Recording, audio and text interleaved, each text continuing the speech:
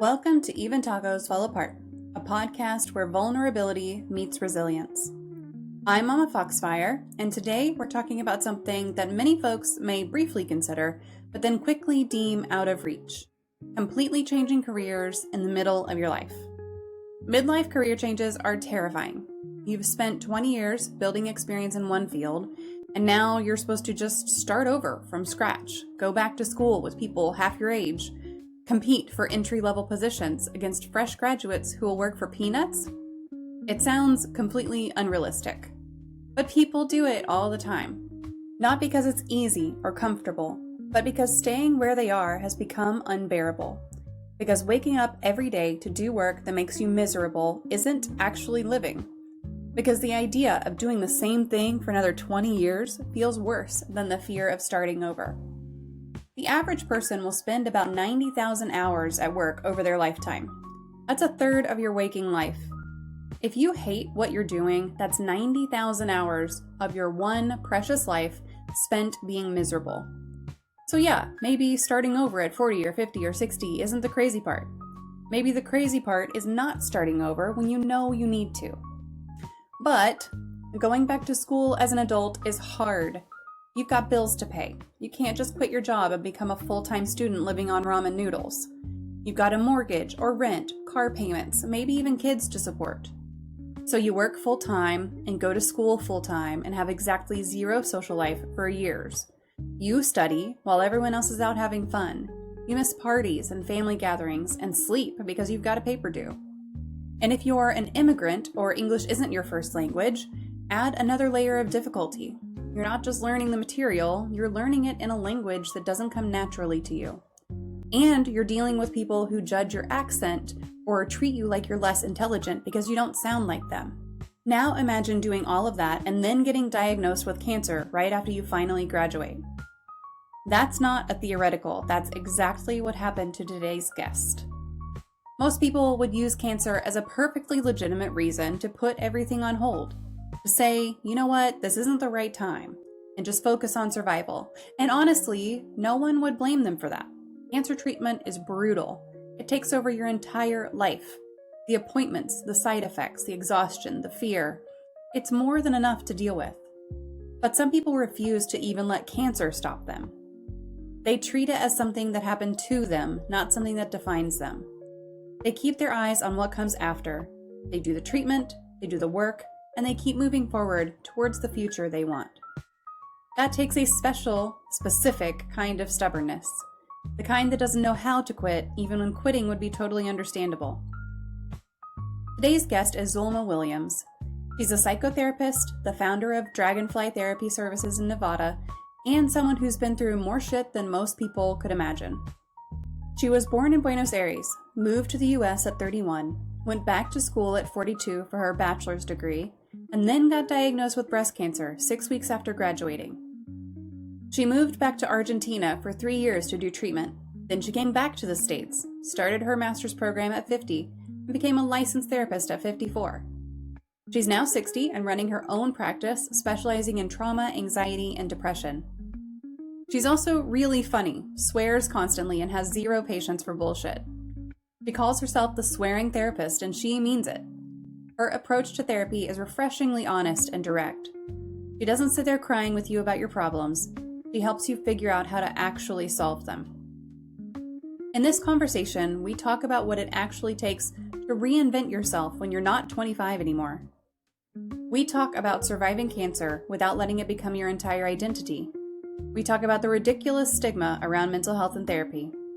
Also about discipline versus motivation, about breaking big, overwhelming goals into tiny, manageable pieces, and about giving your negative thoughts the voice of someone you hate so it's easier to tell them to shut up. Zulma survived cancer, abusive relationships, depression, and suicidal ideation. She has dealt with being bullied for her accent her entire life. She's built a completely new career from the ground up, and she did it all without a safety net or any guarantee that it would work out. Her story is proof that it's never too late to start over, that cancer doesn't have to be the end of your plans, that you can fall down 7 times and get up 8, that giving up doesn't have to be an option. Here's my conversation with Zulma Williams about midlife career changes, surviving cancer, and becoming a therapist. Welcome to another Mental Health Monday here on Even Tacos Fall Apart. I am super inspired already by this topic tonight. I'm inspired by Zulma for joining me, and I'm really excited. We are going to be talking about midlife career changes, surviving cancer, and becoming a therapist. And I am joined by Zulma. Thank you so much. Also known as the swearing therapist, by the way. So thank you so much for joining me today. I'm really excited. I think this is going to be a great conversation. If you are joining us today live, feel free to open up your chat on Twitch or YouTube and pop your question into the chat while we are here together, and we'll make sure to address it. But let me tell you all a little bit about Zulma before we get going all the way through the questions. But today's guest is someone who really embodies the idea that it's never too late to start over and chase your dreams. Zulma is a psychotherapist and the founder of Dragonfly Therapy Services in Nevada. She specializes in helping people work through trauma, anxiety, and depression, and she really has one hell of a story herself. She was born and raised in Buenos Aires, Argentina, and moved to the U.S. at 31. At 42, she went back to school to earn her bachelor's degree, and then 6 weeks after graduating, she was diagnosed with cancer. But in her words, I had cancer, cancer didn't have me. She really focused on healing, started her master's at 50, and became a licensed therapist at 54. She survived cancer, abusive relationships, depression, suicidal ideation, but she never let any of that define her. She really describes herself as witty, passionate, and someone who swears a lot. And I'm already a fan of all three of those, as y'all well know. So we are going to talk about what it means to reinvent yourself midlife, how to push through when life completely knocks you off your feet, and how she turned all that pain into purpose. And if you're listening to all of that and thinking, holy shit, I've got to know more, I'm going to post some socials for you to go ahead and connect: Instagram, Facebook, YouTube, LinkedIn, website, whatever you're looking for. Hopefully you'll be able to find it and connect with our guest tonight. But I'll pause there and just say, Zulma, thank you so much for joining us today, taking the time out of your evening, and just agreeing to be here with us. Thank you so much for having me. I'm super excited. Absolutely. So I want to start off just like, you made this career change and everything. What inspired you whenever you were trying to pick a specialty, basically? What inspired you to focus on trauma, anxiety, and depression? So I see trauma as an opportunity to help, Hmm. right? Like, so when somebody's going through a traumatic experience, if I sit there and I cry with you, we are not going to get anywhere. So, but I see it as an opportunity to help. In anxiety and depression, I connect with those diagnoses because I experienced them myself. And it's like, okay, all these three resonate with me. One of the important things about doing the internship in order to be independently licensed is to be exposed to different diagnoses. And personality disorders, mood disorders, substance abuse, they don't resonate with me. So I just say, no need to reinvent the wheel. Like, I fucking refer you to a specialist, to somebody who specializes in that. If you are experiencing trauma, depression, or anxiety, and you can tolerate me swearing, I'm your girl.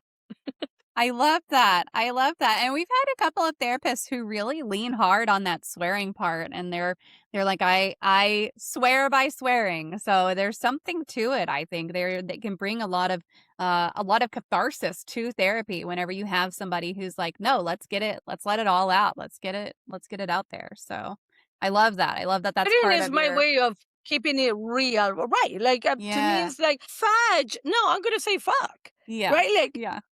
shoot, like, yeah, I'm not like, life is too fucking short, like, so Yes. swearing is my way of keeping it real. Yes, absolutely. So now that you've made this change, what do you love about being a therapist, and what's the bad side about it?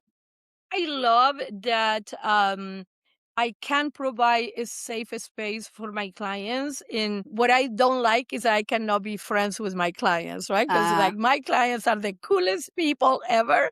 But once a client, always a client, especially for social workers. So it's like in our code of ethics. You cannot be my friend even if you finish treatment, right? Like, and it's like, please keep in touch and send me like a quick update on how you're doing. Because I swear I work with the coolest people, but I cannot reach out to them.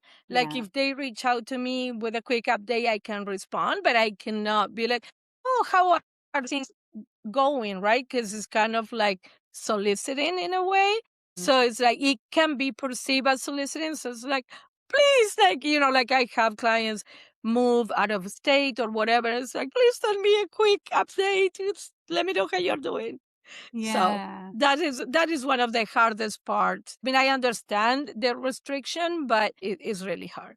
Yeah. I know I had a therapist pre-COVID. I had a great therapist and she was like, I feel like we would be really good friends, but that's obviously never going to happen because we're in this therapy client relationship." And so I asked about that. I was like, "Oh, what are the rules around that?" Because I'm a curious person and I just wanted to know. It wasn't like, "Oh, I wish we could be friends." She's a great person and I would be friends with her, but it's one of those things that she was like, "Oh, there's a lot of rules around it. There's a lot of rules about it's something like 7 years from the last contact, not even 7 years from your last session, and it has to be, like you're saying, it has to be initiated on that one side. It can't be the therapist initiating it." So, like, if I saw her at the wine festival or something, and now at this point, it's been 7 years, if I saw her and I was like, "Oh my gosh, great to see you. I would love to catch up," maybe that would be acceptable, but that's such a chance thing because even if I reach out to her and say, "Hey, just wanted to give you an update on how I'm doing,"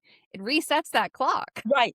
So, but the thing is that, like if I tell clients, if you see me in the community, you say hi, I can respond, right? I can answer, I can Yeah. say hi, and how are you? But not hang out with you.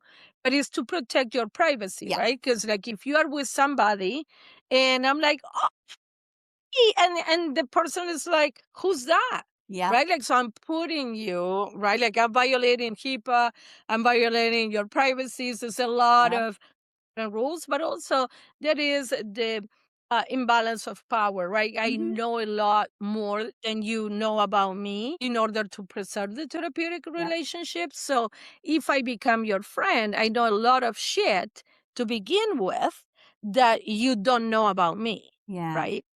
So, and then if we become friends, then you cannot be my client ever again, right? Like, Yes. so I have coworkers, like I'm sharing an office with beautiful, wonderful girls, and they're like, "Can you be my therapist, bitch? If I'm your therapist, then we can all hang out." Yeah. Right? Like, so it's like, which one do you want? Like, so Yep. or can you be the therapist for my husband? It's like, I already know too much about the motherfucker, like, because Yeah. you talk about him all the time. So it's like, that's not, so it's okay. I meet the coolest people ever. And the best compliment that I get is, feel safe. I can share anything with you. Like those are the biggest compliments to me because it's like that's exactly what I want to create a safe space, especially in today's world where there is a lot of insecurity out there. And for clients to tell me like I feel safe, that's the biggest compliment. Yeah. Yeah. Do you have a true crime story that fascinates you? Yes. So there was this motherfucker. This is like very, very old. But in 1978, he killed his wife and two teenage children, make it look like a murder suicide, right? Like the mom killed the kids and then she killed Mhm. herself. He was having an affair with a coworker. He married the coworker, so this is wife number 2. They divorced, and then he married wife number 3. He took her to the Grand Canyon and pushed her off the cliff, right? Oh, So he wow. killed wife number 3. Then he got back with wife number 2. They reconnected after he murdered wife number 3. And then, like a couple of years later, she died of an overdose. Like, Oh, boy. So Mhm. he confessed. He later was diagnosed with lung and brain cancer. And he confessed to the 2 murders, but it is suspected that he killed wife number 2, right? Like, which became number 4 later. So it was like, this motherfucker, like, I love the Grand Canyon. Like, if my husband told me, like, let's go to, I'm be like, motherfucker, like, what are you trying to say? Like, so no more husband for me right now, but like just in case, like I go to the Grand Canyon with family or friends. Yeah. Yeah. You gotta be extra cautious there.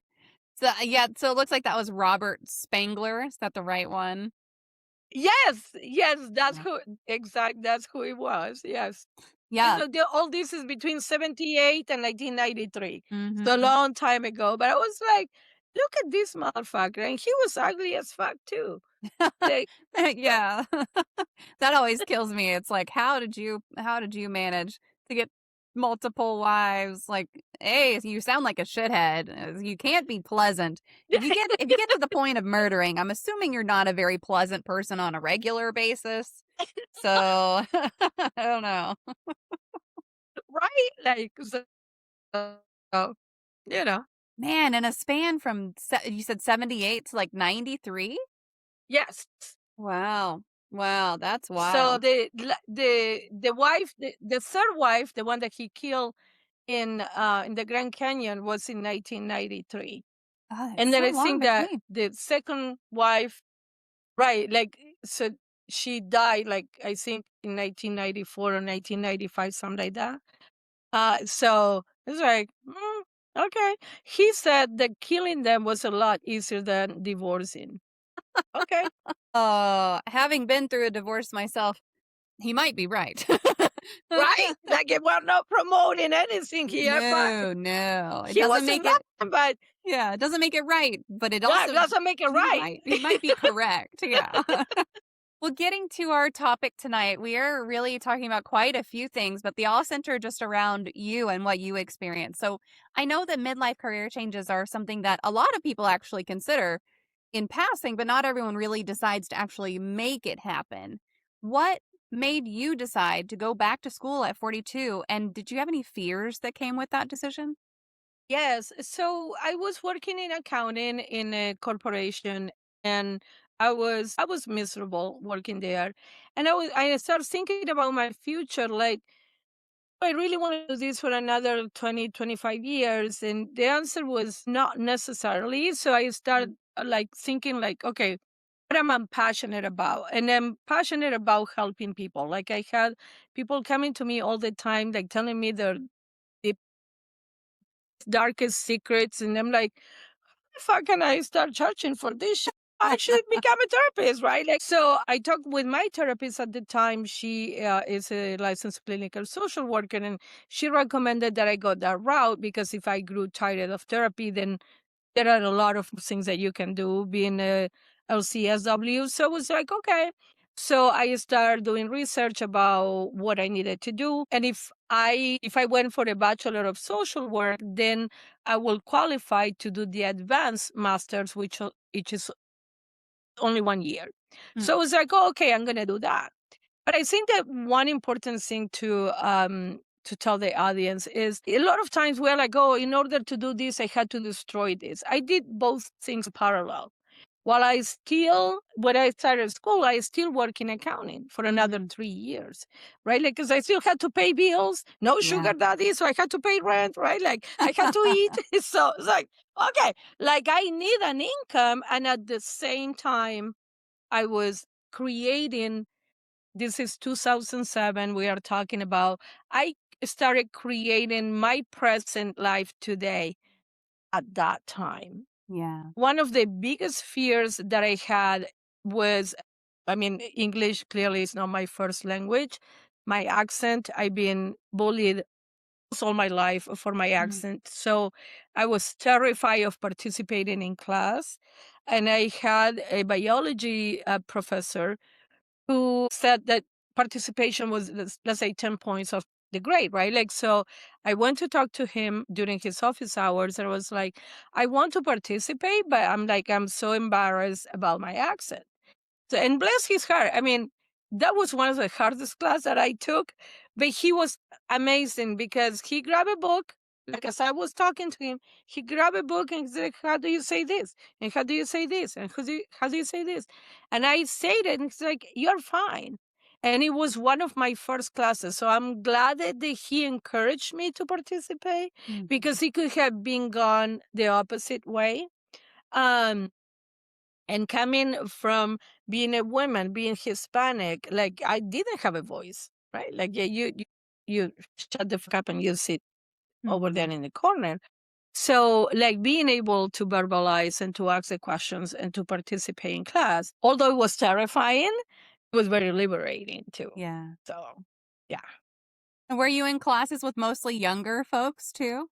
Oh yeah, this could be my fucking kids, right? Like Yeah. because for the bachelors, I was 42. These kids were right off high school, right? Yep. Like I have 18-year-old, 20-year-olds. Like I'm like, oh my god. For my masters, I was 50, so Yeah. they were like 25, 23, 20. Like one time, I was in class and there was two girls. One was 23 and one was 27. I was like, bitches, it takes the two of you to make my age. Like, this is fucking depressing, right? Like, but yes, I was the mom in the classroom, Yeah. right? Because I did have a lot of the professors love other students because they know you are there because you really want to be, right? Yes. Like, and it's like, and I read every fucking word of the chapter because English is not my first language. I live at the writing center with all the papers, and they were like, you don't need to come here. I'm like, I just want to make sure that I'm a fucking perfectionist, right? Like, so I was going for the A, so I wanted the paper to be perfect. But like like my classmates, like they were like, did you read, or like let's say we'll have a test and they were like, can I read your notes, and did you why didn't you make your own notes? I didn't have time. Like, motherfucker, like what are you busy doing in video games? Like, I work full time and I go to school full time. Yeah. They got the same fucking grade that I did, reading 5 minutes prior to class, which Right. they were on my shit list. But it was like a lot of effort on my part Mm. because I needed to prepare, like I needed to read, and these kids were like, "Oh, let me see your notes," and then they fucking go in the class and they get the same fucking grade. So that was unfair, but it is what Yeah. it is. Yeah.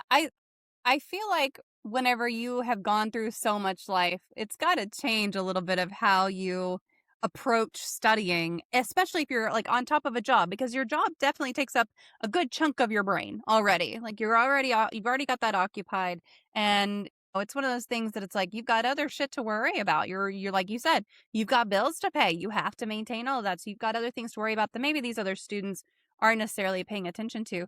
Did you purposefully or not purposefully, just kind of as a side causality of like this is what you just had to do. Did you approach studying any differently? No, I went to the university in Argentina when I was still living there. So I was always like, I love to study. So like and as I said, I'm a perfectionist. So I was like, no, I think that I did pay more attention, if you would, because I'm like, I had to have a dictionary next to me because I might not know a word, or Mm, how do you say this, or this expression. Other than that, I love to study, so I will read the chapter anyway. But what bothered me was that this 18 motherfucker who didn't read the chapter got the same grade that I did, right? Like, so, and I was taking 5 classes at a time, right? That's considered full time, and going full time to school, to work. And it's like, I didn't have a social life yeah. my entire time that I was like, I will call my best friend, and if she didn't pick up, like I would call her like to go to lunch. If she didn't pick up, like I'm already reading. Like, so it was like Yeah. you needed to respond at that time because otherwise it's gone, right? Like the time is gone. But I was never waited on me because like I was building my future. So it's Yeah. like, okay, this is the delayed gratification, right? Like this is what I need to do now in order to have a better future and eventually be able to enjoy my time off and hang out with friends and all those things, which is what I'm doing right now. So it paid off. But at the time, it was like, it was hard. Yeah. It was hard. And especially with English not being my first language, it was, I mean, clearly I'm not fucking shy, right? Like, so I fucking participate in class anyway, but like being bullied, like I'm at work, and at one time I told a manager, like I say something, he's like, you don't say it like this, you say it like this. And it really bothered me. So Yeah. I said, can you read a book in Spanish? And there was a silence. I was like, I didn't think so. And I turned around and I left. And that's when the bullying stopped from him. But but it's something that I have dealt with my entire life, which it was very hard. Yeah. There's a scene in Modern Family where the main Hispanic female lead, someone says something about like, oh, it's very similar. Like, that's not how you say that. She fires back with like, you have no idea how smart I am in Spanish. And so it's like, yeah, you don't know. You can't understand what I say in a whole ass other language. Like, shut the fuck up, because I'm like a step up. I speak 2 languages at least. So yeah, I hate Right. whenever people are really critical of that. It's like, hey, or when people are critical of someone who says a word and uses a word, but they say it wrong. They say it wrong, they pronounce it wrong. It's like, well, that means they learned that word from reading. They didn't learn it from hearing, so they probably got a Right, leg up on you. exactly. Yes, I did have a lot of people who were very helpful in understanding. And like I remember when I first moved, I was working at a laundromat, right? Like, and it was like I was trying to be cool, right? So I was flirting with one of the clients, and one of the customers, and I said, "I'm really easy." He started laughing. He said, "I know what you mean.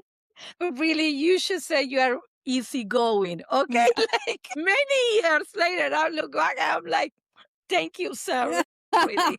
Yeah, yeah. I wasn't easy. I was easygoing, right? Yes. But I mean, I have like a lot of people who helped me, and really appreciated that I was trying to learn the language, right? Like, and it's something that, like, as soon as I came to America, I was taking English as a second language classes, but really what helped me was moving into a white neighborhood, because Mm. I used to live in California in a Hispanic neighborhood.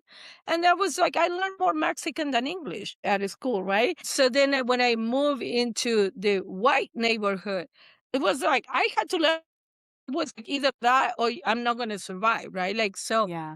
I learned really quick. Within a fucking month, I was speaking, right? And it's like, okay. Then I continued to go to English as second language classes until I reached the college level, right? Like they were like, okay, there's nothing more that we can do for you. Now you need to go to college. But at that time, I couldn't afford it. So it's like, Mhm. okay, it helped me to communicate and all that. But yeah, it was, it's hard. Yeah, yeah, of course. What advice would you give to someone listening who feels stuck or too old to make a big life change? Fucking do it. You need to become Nike and just do it. Make that video, do that podcast, go to school, take that class, whatever it is, because life is going to pass you by, Mhm. and you're going to look back and you're going to be like, I wish I had started in 2025. Like, because the thing is that you're going to turn 40 with a degree or without a degree. Yeah. But time waits for no one, right? So my goal was to become fully independently licensed by age 50. Well, it didn't happen, but it's like, okay, I turned 50 and I started my master's, right? Like, so you're going to have the fucking birthday anyway. How do you use the time? Completely up to you. In motivation, I have a pet peeve about motivation, because you have done shit you were not motivated to do your entire life. Like, and especially you're a mom, right? Like, and everybody who's listening, I don't have children myself. But if you have children, you've been doing fucking shit you were not motivated to do your entire life. You pop a Yes. kid and the baby's crying. You don't say like, oh no, my boobs are hurting, I'm not going to feed you. You fucking get up and you feed the baby. You don't want to go to that job. You had to pay the bills. So you hate that fucking coworker, but you fucking go to your job, right? So it's not about motivation. because you've been doing shit that you were not motivated to do your entire life. It's about Yeah. discipline. Do you have the discipline to create a better future for yourself? Do you love yourself enough to start creating that future now? Because as I said, like this started in 2007 when I took my first English 101 class, my first 3 credits, right? That class was as important as the social work class that I took on my last semester, because without those 2 classes, I wouldn't have graduated. It's the Yeah. same 3 fucking credits that Mhm. they keep adding up. If you don't have the time, take 3 credits. That's 3 credits less that you need to. That's 3 credits closer to your degree. Yeah. If you can take 6 credits, that's 6 credits you are closer to your degree. Mhm. So it's like, fucking do it. Become Nike and just do it. Yeah. I like that, especially The my. worst, Oh, go ahead. sorry, the worst that can happen is it doesn't work out. You are Mhm. back where you started, Yeah. Yep. right? So it's like, what the fuck did you have to lose? Yep. My oldest is in college. He just went into college this year. So he sent me a message earlier this semester and he was like, Mom, there's a mother and a daughter who are taking this one class together. And I was like, oh, that's really cool. Like, that's really inspiring. And he was like, do you have a class you want to come take? I was like, no. Why No. not? I mean, How I'm not. cool is that? Yeah, I know. It's really cool. It's really great. I am sure that that mom has maybe just the one child, but maybe not. Maybe they have other kids. Who knows? You never know someone else's situation. But if I had a class that I really wanted to take, I would go take it. But it was just really neat. He was like, "You should come take college classes with me." And I was just like, "I don't want to, thank you." But there are people, like, the kind of thing is there are people who go out there and they do it. They're taking classes at the same time as their literal children and sometimes the same classes as their children. So it's really never too late. So there's a great art installation online where you go onto this website and you type in an age. You say like 40. I'm 40. You type in 40. It pulls up a list of a whole bunch of famous people who achieved something at age 40 or who started Oh, something at age 40. yes. And you can do that with age 100 and all of that. So let's see. Museum of Conceptual Art. I'll bet this is it. So if I type in 40, and I'll just post a link to this in the chat for anybody who wants to go try it out. I'll tell you what it says at age 40. At age 40, John Glenn became the first American to orbit the Earth. Charles Thuber patented a typewriter. And physicist William Sturgeon created the first electromagnet. Hank Aaron hit his 715th home run. Like all of these are very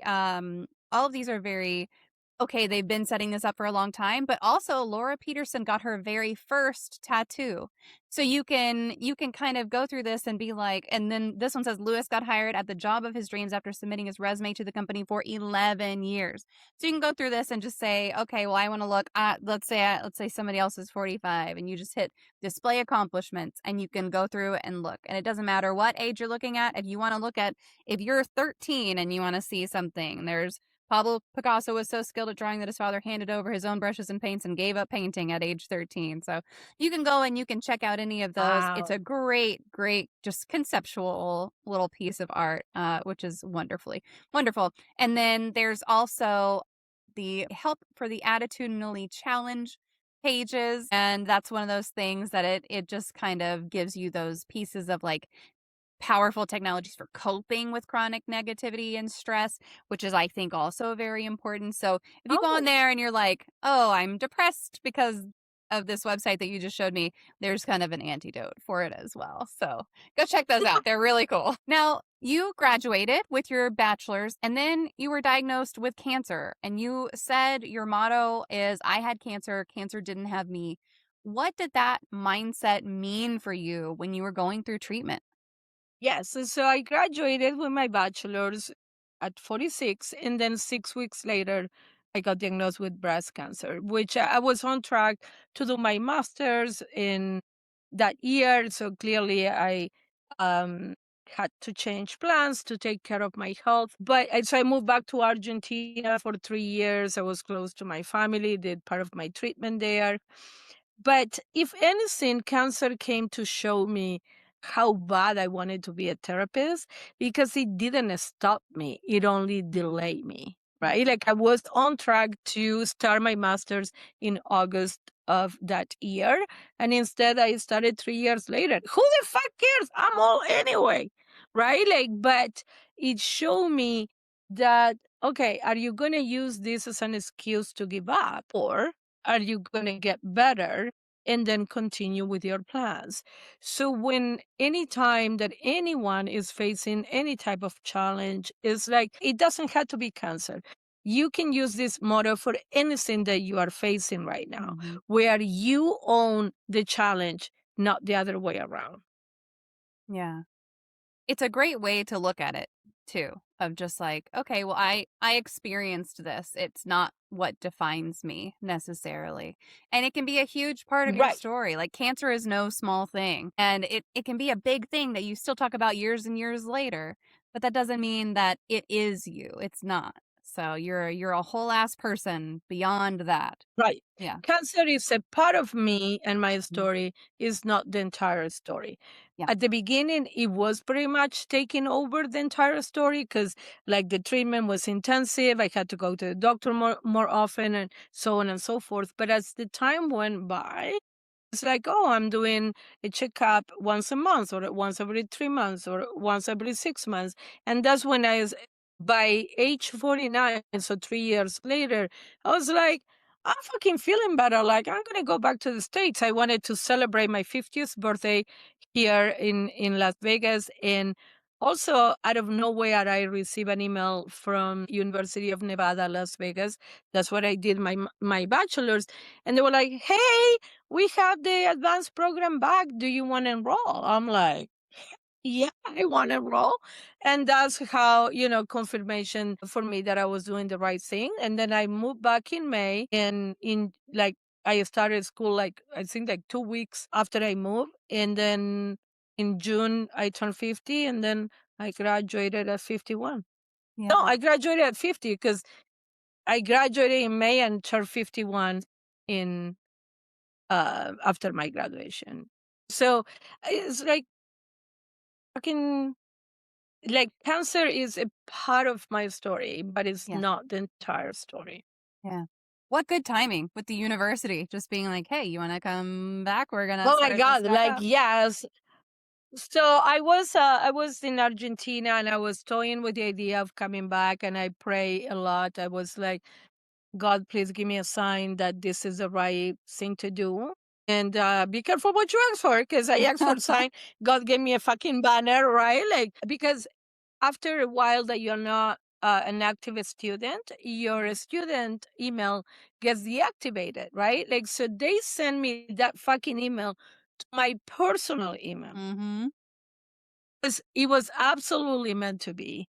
And I Yeah. was like, so I I don't know if I should say this live, but I sent all the paperwork to my best friend. I was like, just drop it off because it had to be the original signature. Mm. And she's like, they're gonna know that it's not you, because I wanted to, like, I didn't want them to know that I wasn't in the state because I was gonna Yeah. be in the state. So I'm like, just fucking go to the School of Social Work, drop the envelope and run away, like, and she fucking did. And Yeah. sorry, UNLV, like, I hope nobody with power is listening to this. Nah, you went But and you that's did the how I work. took That's what advantage. matters. Right. And I was like, this is really meant to be. Yeah. Because nobody would have blamed me if I gave up on social work and went Yeah. back to accounting, or, oh, I had cancer, like, fuck that. No, I never allowed that to define me. Yeah. Now did you find yourself redefining or rediscovering parts of yourself while you were going through all of this? Heck yeah. So cancer helped me to reprioritize myself.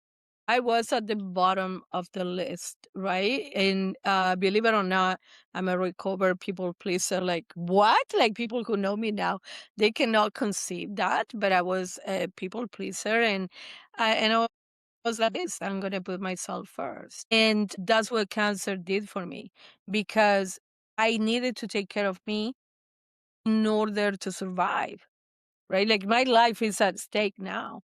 So it's like I put myself first. I reprioritize a lot of things in my life. I made them when necessary, but I was like, I'm not gonna apologize for who I am.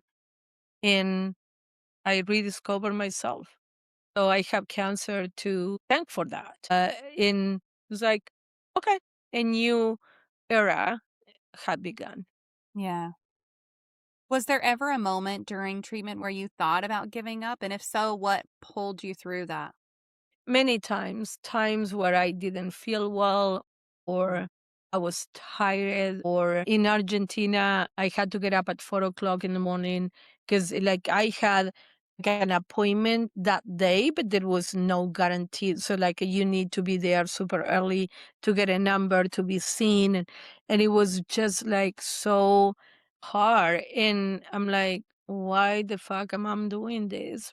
Like, but I always say like, we pray, right? Like, so I pray a lot. And I always say, God will guide your steps, but you had to stand up. And like, Mhm. so I had to do my part and meet God halfway, right? Like, so Yeah. it was like, well, I'm praying. Yeah, bitch, but if you don't go to your treatment, you need to pray and you need to do your part. Mm. So giving up was never in my radar. Like, I don't know what giving up means. Like, I didn't even know that that was an option. So Yeah. that's why I didn't give up, but it was not on my radar. But it's like, okay, there were times where it was either raining too hard and I had to ride the bus to the hospital, 2 hours on the bus, or wait 4 hours to get the treatment. And it's like he helped me appreciate America a lot more, right? Going through those experiences, but it was like, oh my God, like why is this so hard? And then I remind myself that tomorrow is going to be another day, right? Like, so Yeah. today is really hard.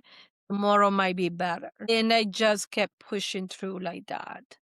Yeah. I that might be the first time I've heard anyone say like it made me appreciate the US health system cuz boy, is Right. it a shit like just dumpster fire here.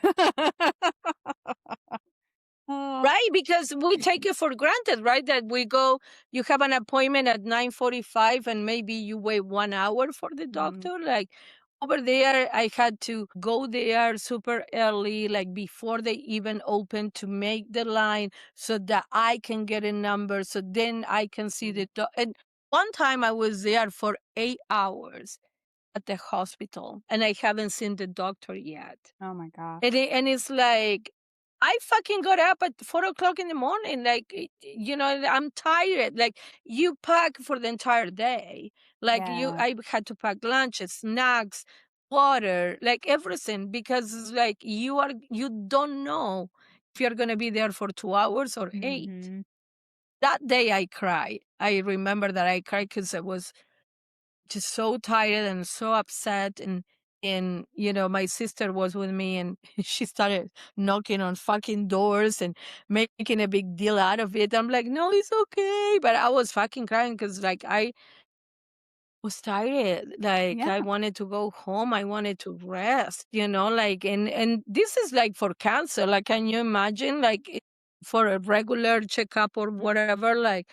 And it's like, when I had to wait for the doctor for 45 minutes, I'll fucking take it, Yeah. because I know I'm going to be seen within the hour. You know what I mean? Like, Mm. it's still disrespectful, and I pride myself in calling my clients at their appointment time. I just like, yeah, we don't know how good we have it. Yeah. Yeah. Yeah, it's one of those that, like, it always irks me whenever the doctor says, "If you're more than 15 minutes late, we're gonna charge you like you missed your appointment," and then the doctor's an hour late and stuff, but, yeah, I mean, there are definitely other places where it's much, much worse than it is here, and we do take that part for granted, for sure. As bad as it is here, it's Yes. worse other places. Yes, absolutely. Is there anything you wish more people understood about therapy or healing? Oh, yes. The stigma associated with mental health and therapy. Mm. If you get diagnosed with diabetes, I'm not going to come to you with a dozen donuts and tell you that it's going to be okay, that you can do it, right? Or tell you, like, no, be strong and you're going to overcome this. And it happens a lot with mental health. In therapy is so forbidden. Why do you go to therapy? Why the fuck do you go to the doctor when you have diabetes or a heart condition? Why do you go to the cardiologist, right? Like, nobody's questioning that. Or the oncologist if you have cancer. Nobody's questioning that. But if you go to therapy, like, what is wrong with you? And the thing is that nothing is wrong with you.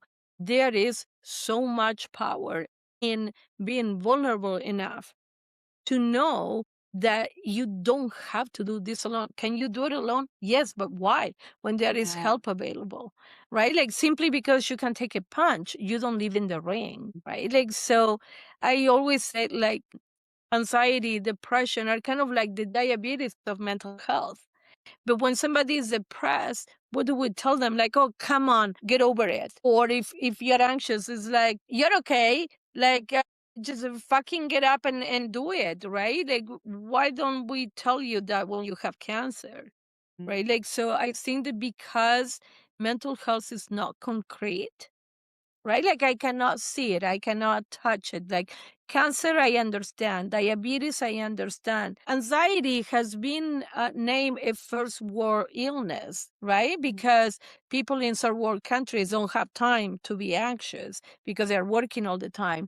But anxiety is so real and so debilitating to a lot of people. And since I fucking specialize in that, it really burns my butt that you are saying that anxiety is a first world illness. Like, no, it's kind of like a luxury that we Americans have, and it's debilitating, and it interferes with your life.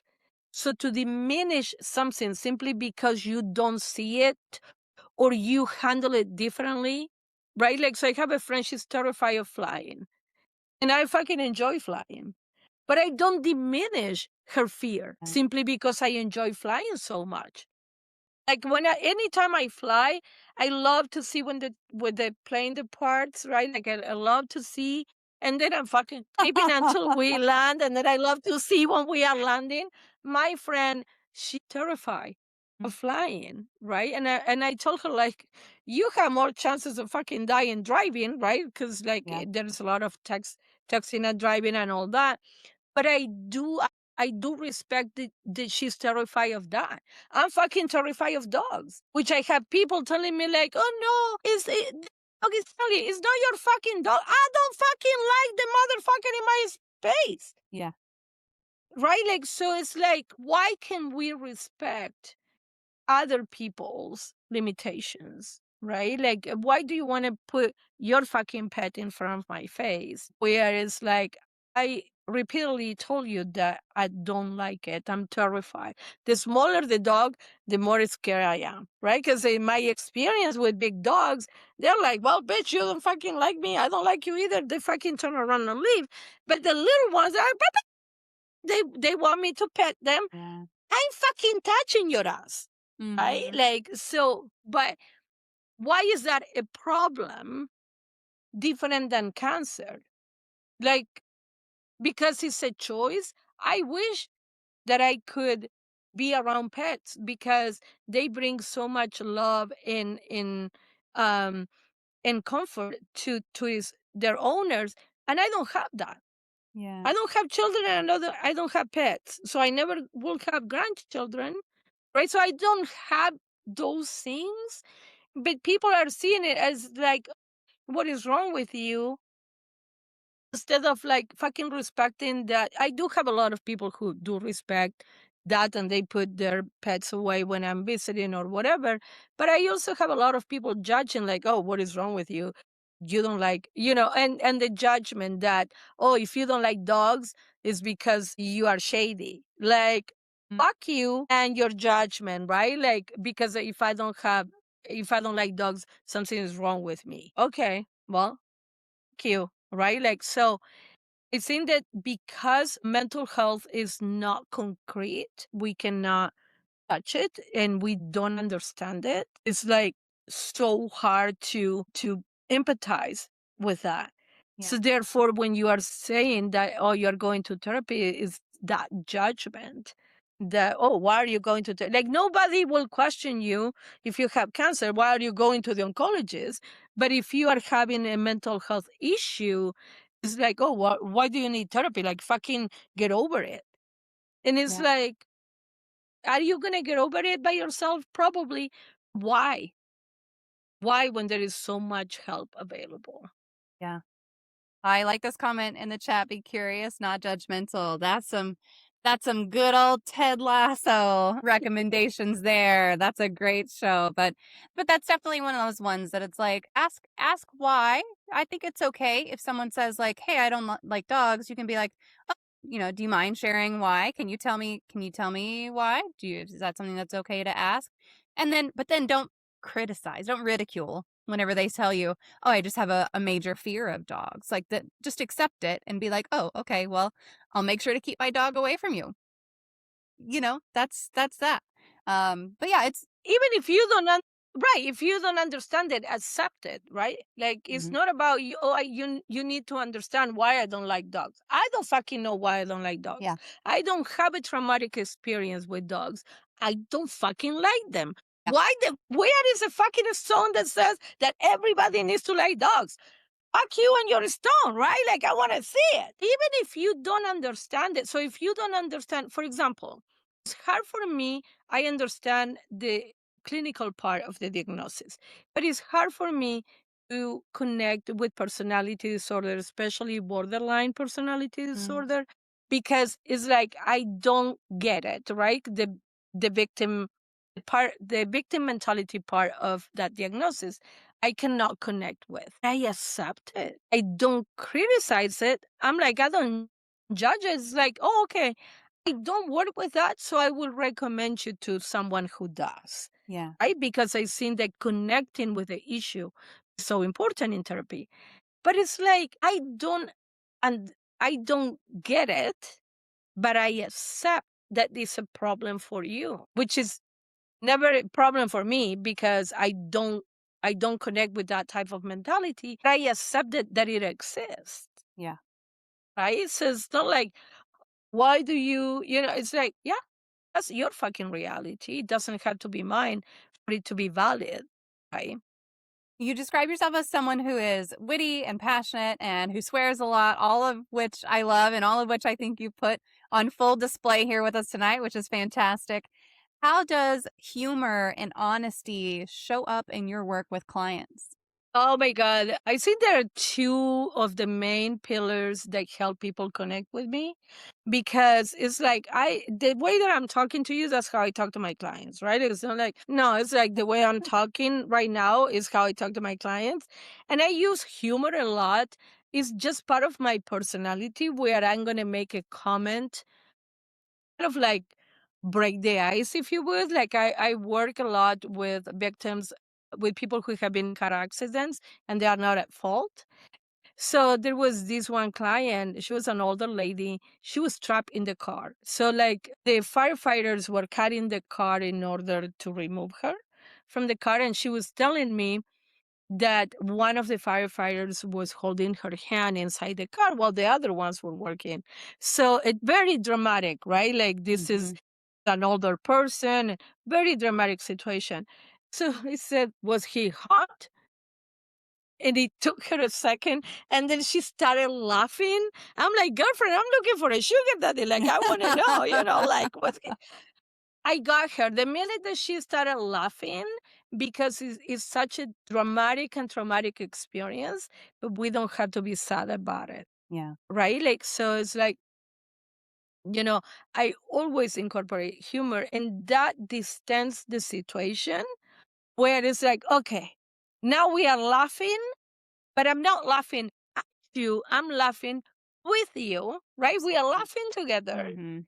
And it's like, okay, now we can take off and treat the trauma. But not while you are crying your eyes out, right? Mhm. Or you are so consumed by the drama of the situation. So, but it's shit that comes up, right? Like, I mean, it's not like I'm thinking, oh, I'm gonna say this. It's like I'm very present with my client. So that's something that I will say with a friend per se. It's like, was he hot? Like, introducing me to him or whatever. And it's like, okay, like, so it's like part of my daily interaction with clients is like, yeah, we are going to, like, for example, if somebody had a traumatic childhood with their mother, right? And it's like, okay, I think that you need to be grateful to your mom for showing you uh, what not to do as a mom. So we are finding the positive. Mm-hmm. Because they like do all the exact opposite of what your mom Yeah. did, right? Like, so we are rescuing something positive out of that awful situation. Where if you continue to blame your mom, it's like, I mean, that's fine. I'm not diminishing the impact that that trauma had on you. Because of that trauma, you are the person who you are today. So let's start building from there, Yeah. right? I feel like humor helps a lot with everything. Do you ever have clients who are deflecting with humor though, where they're kind of taking it and really just like not doing the work because they're leaning on humor too much or anything like that? Yes, they don't last with me though. Like, Mm. cause we are ready to work and on getting you better. Like, if you keep, like, I had a client who, and so for anxiety, for example, I teach grounding techniques and I ask the client to practice them during the week to see if they work for them, right? So he comes back a week later and he didn't do them. So I said, okay, well, guess what the fucking homework for this week is going to be? The same fucking homework from last week because you didn't do it. So then it keep happening where it's like, and he said, well, I forgot, like I have bad memory. And I'm like, well, if you don't do your part, my hands are tied, Yeah. right? Like, so it's like maybe you need some medication to help you focus, which is going to help you remember, right? Because he's terrified of medication. So it's like you take it temporarily until like you can focus because like this is affecting your driving. Yeah. So, but I'm not in the fucking car with you. I suggested that he set alarms so that he can remember to take deep breaths and use the grounded techniques. Well, he didn't set the alarm. I'm like, I'm not going to fucking do the work for you, Yeah. right? Because like if I do the work for you, I cannot want this more for you than you want it for yourself. So like if I want to teach you how to hang a picture, I'll show you the nails and I'll show you the hammer and I'll show you how to do it. But then you have to pick up the nail and the hammer and the picture and you do it yourself because the next time that you need to hang the picture, you're going to need me to do it. If I teach you how to do it, and simply because you know what a hammer is for, you don't carry it in your purse. You have the tool in the garage, but you know what it is for, and you know that you have it, right? So it's like all these tools that I teach my clients are for them to carry, but for them to use. If they don't fucking use it, like what the fuck you are the one who's anxious driving, not me. Like, when I'm fucking anxious driving, I do the fucking deep breathing and the grounding technique and it works.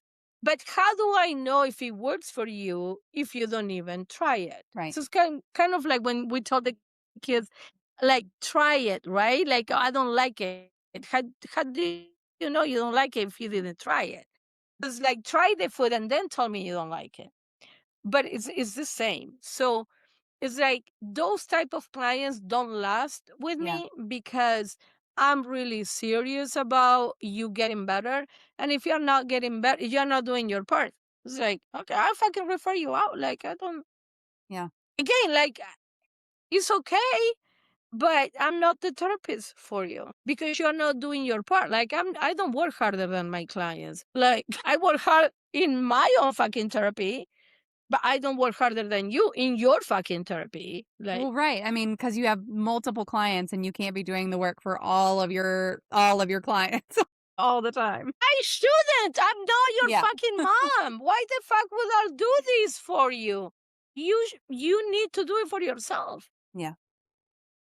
When you look back at everything you've survived and everything you've accomplished, what are you most proud of? That I never gave up.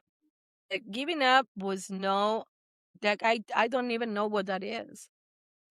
In many, many times during my life when I had suicidal ideation, it's like the pain was so intense, like I wanted to give up. I couldn't do it. Like I'm like, so I keep praying, I keep pushing through. And then I'm so glad that I didn't kill myself or I didn't give up because I'm 60. I'm proud of being 60. I have a lot of plans for my life. And it's like, I wouldn't be here if I would have followed through in any of those, right? Like, so I don't even know what giving up is. And I'm happy that I don't know. Yeah. Yeah. If you could go back and talk to your 40-year-old self before all the challenges and everything like that, what would you tell yourself? Relax, baby girl. It's not that important. When I was 40, I was, I weighed 100 pounds. I had big boobs. I had perfect legs. I had the body. I saw I was all that and a bag of chips. And I was being abused Mm. left and right. And I didn't know I was being abused. So I'm like, what I thought that was important, the looks, got me in a lot of trouble. And I didn't know that I was in trouble. So I will tell her like, chill, eat the fucking dessert, right? Enjoy life more, be more present. Yeah. I like that. It just eat the dessert. It's fine. You're okay. You're okay. Guido's hammer. You're okay. Yeah. Guido's hammer welcome. Guido says, doesn't it take 32 to 45 days to change somebody's mentality or add a tool? I've heard something similar where it's like it takes 30 days to build a habit, or I've heard 21 days or 30 days, or I've heard all kinds of different things. But Zulma, I'll let you reflect on that one too. Does it take 32 to 45 days to change somebody's mentality or add a tool to their toolbox? I'm not sure. Like I don't know where, I don't remember where the 21 days or the 30 days. I Mhm. think that the more you practice something, the more is gonna you're gonna become an expert at it, right? Like Mhm. if you remember when you started a new job and you were shadowing somebody and you make notes and now you fucking do your job with your eyes closed. Why? Because you were repeating those steps over and over and over. So yes, it could take 30 to 45 days. I'm not sure. As far as you continue to, so if you learn how to identify and challenge negative thoughts, right? And you get into the habit of doing it often, negative thought pops up, then eventually it's going to become second nature. So I'm not sure about the timeline, but I know that repetition makes perfect, right? Like, so it's like, that's what we want. Is like, just keep practicing it. Who cares how long it's going to take? If you keep doing it and it works and you feel better because you are doing it, then continue to fucking do it. We don't need to reinvent the wheel. You feel better. That's what I want. So just fucking keep into the habit of doing it. Yeah. That reminds me of and I was trying to look up who it was that said the 10,000 hours thing, where it's like it takes 10,000 hours to be an expert at something. So if you want to be an expert at playing the piano, you Oh, need shit. 10,000 hours, and then you'll be like super awesome, great at playing the piano. Or same with like learning a language and becoming fluent in a language, you need 10,000 hours of practice.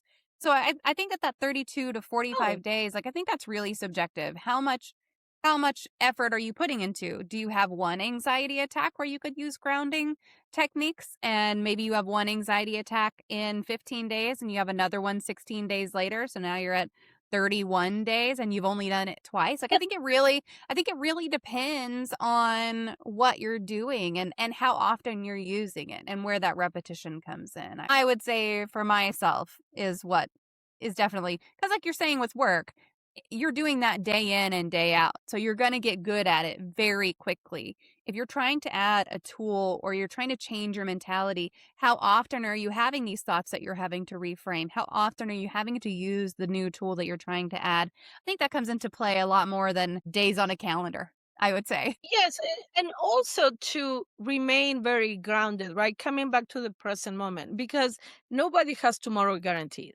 right? Like, so it's like I'm here today. I don't know if I'm going to be here tomorrow. So, like, when I deal with people with anxiety and they're like, oh, I have this meeting on Monday. You might fucking die tonight. You're not gonna make it to Monday. Don't worry about it, right? Like, so that, well, if you put it like that, but really, like, nobody has tomorrow guaranteed. So I use this as an inspiration to come back to the present moment. So, like, when I quit smoking many years ago, I tricked my brain into, like, so I had a craving and I was like, I'm not gonna pick up this craving, but the next one I'm gonna smoke, right? So, and I just kept going, one craving at a time. And when we break it down into parts, so like if you would have told me I quit smoking 24 years ago, if you had told me I will not smoke for 24 years, I would have run to 7-Eleven to get me a pack of cigarettes, right? But because I was doing it one craving at a time, I did 1 hour, and then I did another one, and then I did another one. So 24 of those make 1 day, and 7 of those make 1 week, and so on and so forth. So how did I do the 24 years? One fucking craving at a time. Yeah. Because I'm one craving away from start smoking again. Right? So that the cravings are not as often, but sometimes I'm watching a movie and somebody says smoking, and I'm like, that looks so fun. It's so triggering. And it's like, bitch, what are you doing? Come back to the present moment. Like, you don't want to be smoking right now. Because the first year when I quit smoking, I wanted to fucking shoot people. Like, I was, if it wasn't illegal, I would have fucking killed a lot of motherfuckers. I was so angry. But how I did it was, so if we remain in the present moment, so right now I'm having a negative thought. How do I challenge it, right? And then in 3 hours, I'm having a different negative thought and I'm challenging it. So if I keep practicing challenging as it is coming up, or not picking up this craving, but the next one, or however you want to trick your brain into not doing the shit that you don't want to do, or into doing the shit that you want to do. Okay, so I'm going to go to the gym. I'm going to walk for 5 minutes. And then since you're walking, then you might do another 5 minutes. But if I tell you to fucking walk for 30 minutes, you're gonna be like, I don't have the time. But 5 minutes, you can squeeze it in, right? And then just check in and see how you're feeling. Can you do another 5? And then can you do another 5? Right? Like, so to get to the 30 minutes, I'll encourage my clients to walk for 5 today. Yeah. And then walked for 10 tomorrow. And then just keep adding 5 minutes at a time.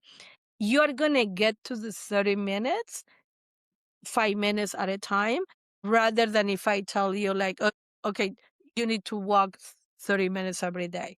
Like, you're going to be like, I don't have the time. 5 minutes, you can squeeze it in, right?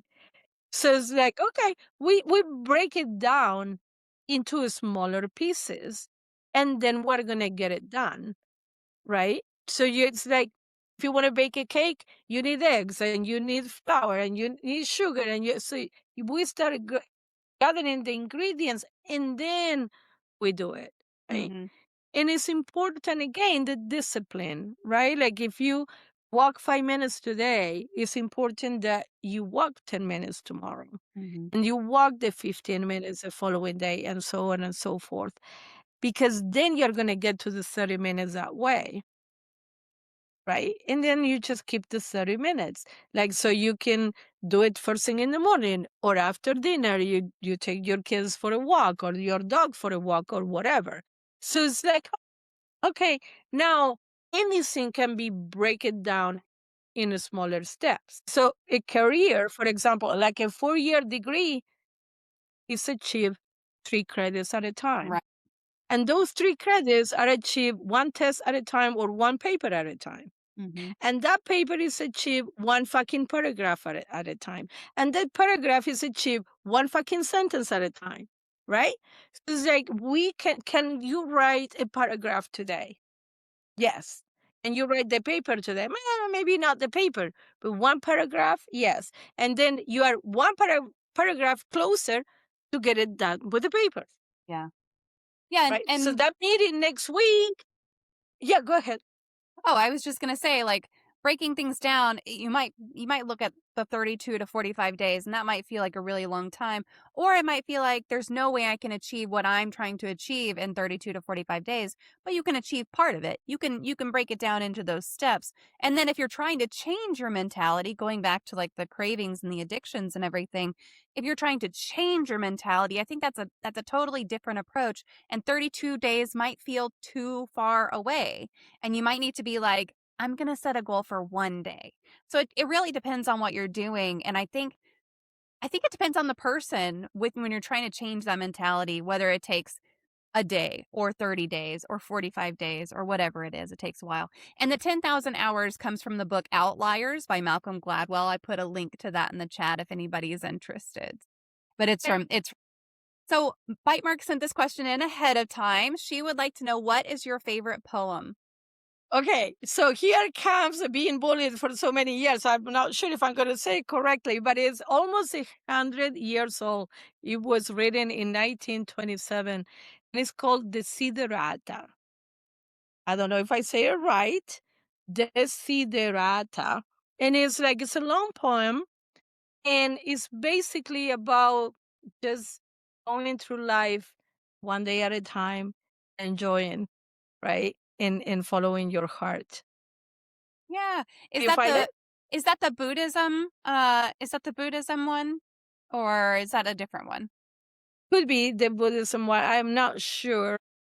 How does it start? The one that you found? This one isn't necessarily, there's one titled The Awakening. This might not be the right one. Let's see. It's Derata. It's a long poem. Okay. Go placidly among the noise and the haste and remember what peace there may be in Yes. silence. That one. Okay. All right. Yes. Cool. I've got that one. I'll post that. I'll make sure she gets that one too. That's a great one. I don't So think we've had anyone recommend that one yet. So that's fantastic. Oh, really? Okay. So the last part of that poem is so profound because I think that's the secret of life. So the last little paragraph says, Can be a reason. and whether or not it is clear to you, no doubt the universe is unfolding as it should, therefore be at peace with God, whatever you conceive him to be. I like that part. And whatever your labors and aspirations in the noisy confusion of life, keep peace in your soul. With all its sham, drudgery, and broken dreams, it is still a beautiful world. Be cheerful and strive to be happy. I love that. Right? I mean, like the entire poem is so beautiful, but that last part is like, yeah, it might not be a perfect world, but regardless, it's still beautiful. Absolutely. And it's so beautiful to be alive, right? Like I made deals out of birthdays because I think that birthdays are a privilege denied to many. There are many people who didn't make it to 60. Yeah. Or to 40 or to however old you're turning. And it's like, yeah, I can celebrate the shit out of your birthday. Yep. You're still here. We just had a second celebration. My youngest turned 12 today. We celebrated his birthday a couple weekends ago with the whole family, and then we went out to dinner to celebrate again tonight. So Yay! Happy birthday! Yes. Yeah. Yes. He was joking around and saying, I'm going to start acting like a teenager. And I was like, you can start acting like a teenager. I'll start acting like a mom of a teenager. Two can play that game, bud. No, he's fantastic. He's just the sweetest kid. And I don't see him changing anytime soon. He did want to stay home from school today. And I was like, no, we're not doing that. My birthday is a national holiday. I never work on my birthday. Love that. That's great. It's a national holiday. Yes. Oh, that's good. Yeah. So your son can have his own national holiday. Okay. So, well, see, the problem is I still have to work. So if he stays home from Sounds school, like a personal problem. I know. If he stays home from school, I'm like, okay, what am I supposed to do with you now? But yeah, no, he had a good day. A lot of his friends told him happy birthday and everything. So it was good. So what is your favorite life hack? I think that we are our worst enemies, right? Mm. Like the way that we talk to ourselves is so like we will have no friends if we talk to our friends the way that we talk to ourselves. Oh, that's So very one of true. my favorite right? One of my favorite life hacks is to give the negative thoughts the voice of somebody that I despise. I'm not going to name names, but very famous person, and I cannot stand the voice. If I put, let's say you're a failure, right? In that person's voice, I'm going to be like, yeah, fuck you. Like, I don't fucking believe you. Yes.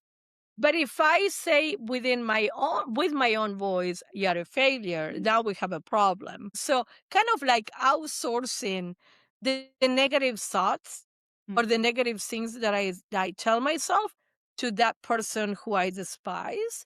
And then it's a lot easier to detach from number one, from saying it, and number two, from believing it.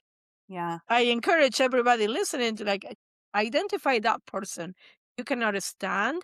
And anytime you say something negative about yourself, like I'm stupid or I'm old or I'm fat or I'm ugly or I'm a failure or whatever it might be, just put it in that person's voice and see what happens because it loses its power. Yeah. I like that. And I'm gonna be sure, so Bite Mark, who asked the poem question as well, she does the same thing. And she's talked about doing the same thing. And she's like, if this person said that to Oh, me, I would throw a brick at their face. So it's like that's kind of yes, she's got this, yes. she does the same thing. And I love that. And I'm gonna make sure to tell her that you said that because she's gonna just be so happy to hear someone else recommending that technique because she absolutely swears by it. Like she says it works like a charm. And the other one is to, voice like the thoughts that you're having to someone who is a friend and tell them up front, be like, "Hey, I'm having these thoughts. Can you just tell me to shut the fuck up because I know that you would never speak to me this way." And we've got some great people in Discord who, will say things and they'll be like, "Hey, don't talk to my friend that way. You're talking to my friend. Don't talk to my friend that way." So it's very helpful to do it kind of both ways, to have that way of challenging it yourself, but then also to have someone else who's willing to challenge it with you as well. And therapy. Right. Hello, therapy as well. For I'm sure. biased about that. Say. Yeah. Well, we are coming up on our magic moment of the stream. So, folks who are here, if you have any questions for Zulma, please make sure to get those in before we wrap up. But, Zulma, I'm going to lift up my magic wand here, get it turned on. If you could wave a magic wand and eliminate one common opinion or misconception about mental health, what would it be? It's okay to be vulnerable and ask for help. We are the most, our strength shows up when we are vulnerable and we say, I need help with this. I would love for everybody to be able to say, to recognize that, yes, I can do it on my own, but I don't have to. Yeah. And ask for that help. And there is a lot of help available out there, and just reach out. Yeah. It's okay. Yep. That's wonderful. Absolutely perfect. Well, I'm going Yeah. to post all of your links one more time for everyone. While I am doing that, feel free to, if we didn't get to anything that you wanted to talk about tonight, or if you have resources to recommend or anything like that, I'll just hand the mic over to you so I can post these links in the chat for everybody one more time. Yeah, okay, sounds good. So I always close my own podcast with if you woke up today, that means that your mission in life is not complete. Keep putting one foot in front of the other, and you're going to come out on the other side of the challenge you're currently facing. So I think that the important thing is not we're like, oh, I don't want to fall. It's okay to fall. I think the important thing is not to remain on the ground. So if you fall 7 times, you get up 8. Like we are so concerned about not falling, fucking fall, but find out the way to get up. As far as you keep moving and you're not stuck, you're gonna get to the other side of the challenge. Beautiful. Well, thank you so much for joining us today. on Mental Health Monday. I'm really glad that we were able to have this conversation. Folks who are here in chat, give me just a minute to disconnect with Zulma and I will be right back. But Zulma, again, thank you for being here with us. Thank you for having me. I don't want it to end. I can't keep you up all night. All right, y'all, stick around. I will be right back. That was a lot. If you made it this far, thank you for sticking around. I know that conversation was heavy at times, but I think there's something really valuable in hearing from someone who has been through actual hell and come out the other side swinging. One thing Zulma said that really stuck with me is that giving up wasn't even on her radar, not because she's superhuman or because everything was easy for her, but because she just genuinely didn't see it as an option. I think that's something we can all learn from. We spend so much time thinking about whether we are motivated enough to do something. Do I feel like going to the gym? Am I excited about this project? Do I want to have this hard conversation? But Zulma's right. You've been doing things you weren't motivated to do your entire life. You get up and go to work when you'd rather stay in bed. You feed your kids even when you're exhausted.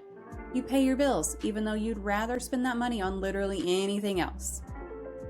It goes beyond motivation and into discipline. It's about deciding what you want your life to look like and then doing the work to get there even when it sucks. We talked tonight about breaking everything down into smaller pieces. That's not just good advice for going back to school or starting a new career. That works for everything. You can't write a whole book today, but you can write one paragraph. You can't lose 50 pounds this week, but you can walk for 5 minutes. You can't fix your entire life right now, but you can challenge one negative thought. 3 credits is still 3 credits. 5 minutes is still 5 minutes. 1 day without smoking is still 1 day. It all counts. I also really appreciated Zulma's honesty about the mental health stigma. She's absolutely right that no one questions you for seeing a doctor when you have a physical illness, but everyone wants to know what's wrong with you if you go to therapy.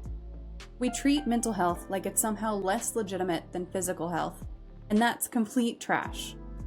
Your brain is an organ, just like your heart, just like your lungs, and sometimes it needs help. That doesn't make you weak or broken or less than. You're human. And if you're sitting there right now thinking about a big change you want to make, but you're scared because you're too old or it's too late or you don't know if you can do it, I want you to hear this. You're going to turn 50 with a degree or without a degree. You're going to turn 60 having tried that thing or having spent years wondering what if. The time passes either way. You can spend the next 5 years building something new, or you can spend the next 5 years wishing you had started 5 years ago. Your choice. Will it be hard? Yeah, probably. Will there be setbacks? Yeah, definitely. Might you get knocked on your ass a few times? Almost guaranteed. But you can fall down 7 times and get up 8. If you got something out of this episode, I would really appreciate it if you'd take a minute to rate and review the show wherever you are listening. Leaving comments and engaging in that way really helps other people find ETFA, and honestly, it just makes my day to read your thoughts. You can also follow the show on social media. All of the links are in the episode description. And if you want to connect with Zulma, all her information is there too. Just click on through. She's on Instagram, Facebook, YouTube, LinkedIn. Go check out Dragonfly Therapy Services if you're in Nevada and looking for a therapist who will keep it real with you. Thanks for listening to Even Tacos Fall Apart. Remember that falling apart doesn't mean you're broken.